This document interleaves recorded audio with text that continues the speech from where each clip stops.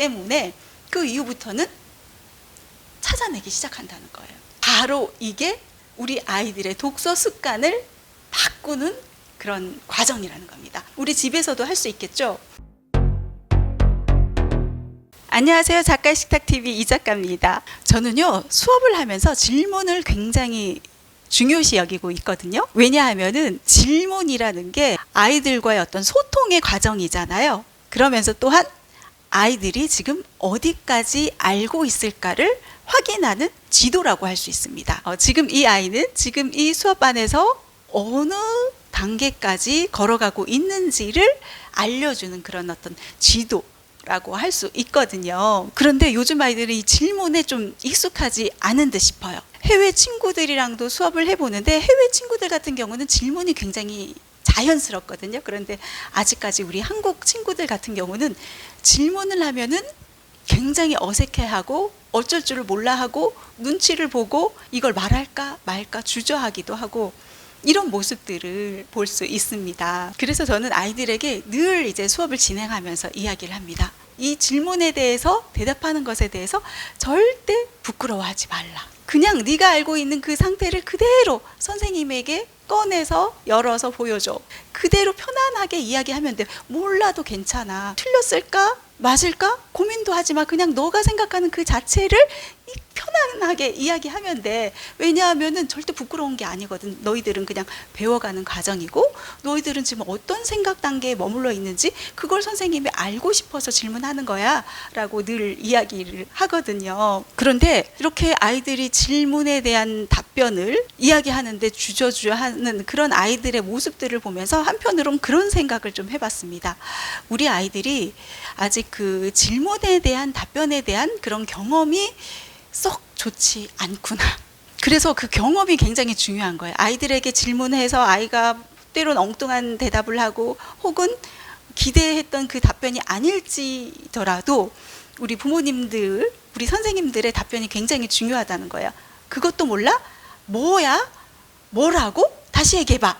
그게 아니라 아 그렇구나. 너는 그렇게 생각했구나. 그래. 그렇게 생각할 수도 있겠다. 들어보니까. 그런데 선생님은 이렇게도 생각해 봤어. 해서 아이들의 생각을 더 확장해 주는 거죠. 아이들의 답변을 들은 부모님 혹은 선생님이 이런 식으로 이제 답변을 해주게 되면은 아이들은 두 가지를 배워나가게 됩니다. 첫 번째는 내 생각을 표현해도 괜찮구나 하는 안도감을 일단 느끼게 되고요. 그리고 두 번째는 생각이 확장되는 그런 새로운 경험을 해 나가게 된다는 거죠. 질문하는 게 굉장히 중요해서 아이들에게 무조건 질문을 던지려고 노력하는 것, 거기에 너무 치중할 게 아니라 아이들의 답변에 대해서 대답해 주는 거, 어떻게 또 이거를 반응해 주느냐, 이 또한 굉장히 중요하다는 거 잊지 않으셨으면 좋겠습니다. 질문에 대한 이야기를 제가 지금 하고 있잖아요. 우리 아이들의 독서도 사실상 이 질문과 연계되어 있다는 그 이야기를 좀 해드릴까 합니다. 독서함에 있어서 사실상 책을 읽어나가는 데 있어서 질문하기가 굉장히 중요하거든요. 그런데 우리 친구들은 질문하지 않고 그냥 읽기에 급급한 경우들이 굉장히 많습니다. 독서에 질문이 사라졌다.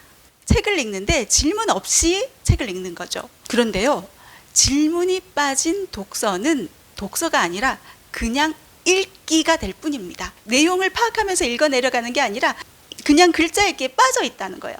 그래서 그 글자 다 읽으면 나 다 읽었다? 글자들은 다 읽었는데 내가 어떤 내용이 적혀 있는 글들을 읽었는지를 모르는 거예요.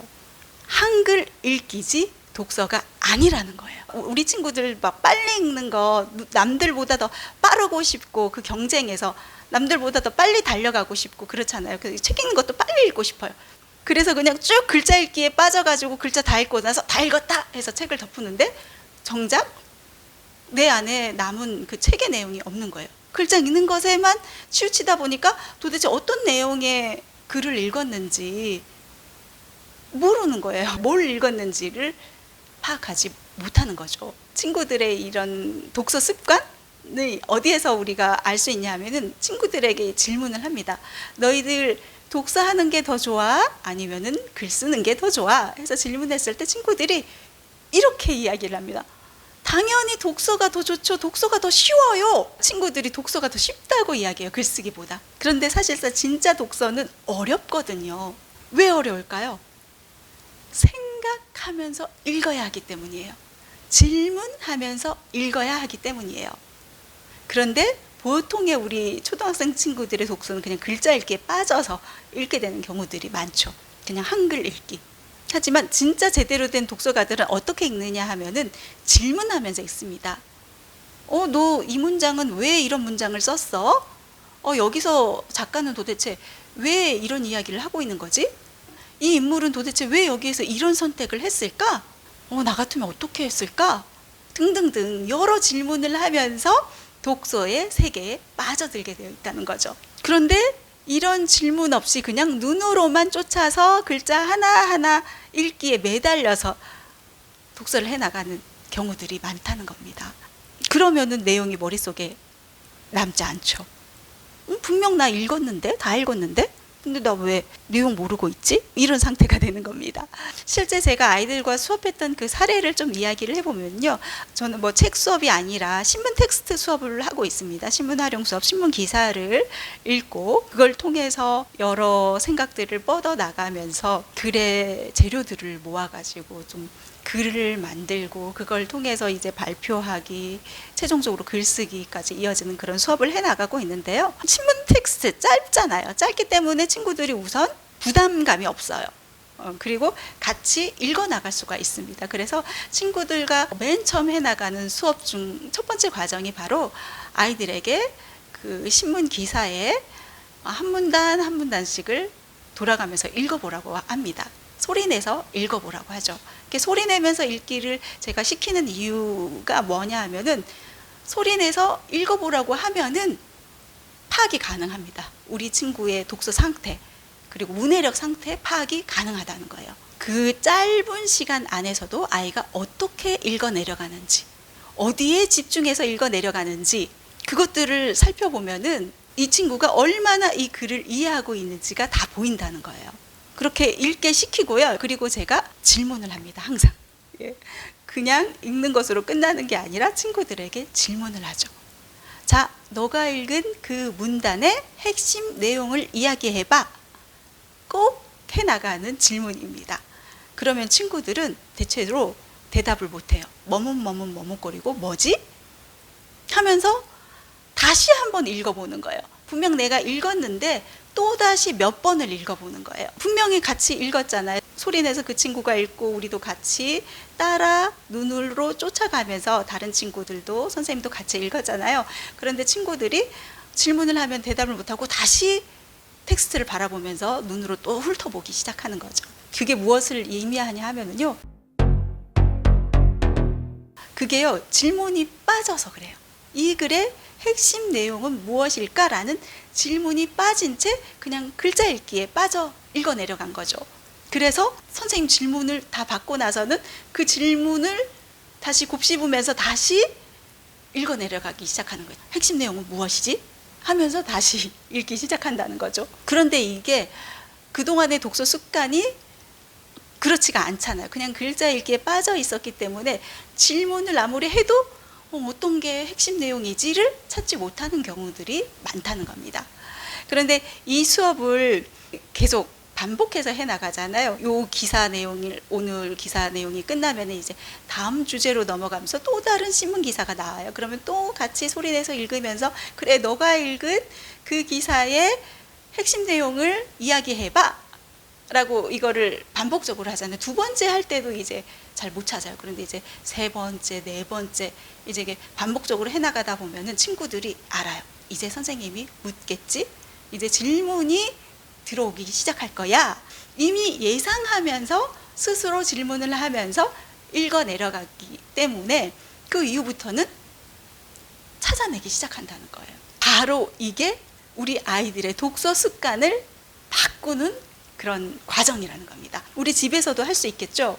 책이어도 되고요. 꼭 책이 아니어도 됩니다. 제가 하는 과정처럼 뭐 신문 기사를 통해서 혹은 뭐 독해 문제집 안에 있는 지문을 통해서도 좋습니다. 그래서 아이와 함께 읽기, 소리내어 읽기 과정, 그리고 질문하기.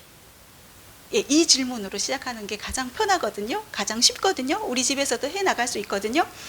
지금 여기 문단에서, 이 지문 안에서 핵심 내용을 한번 찾아서 이야기해봐. 이게 바로 질문하면서 독서하기의 그 첫 걸음이라는 거예요.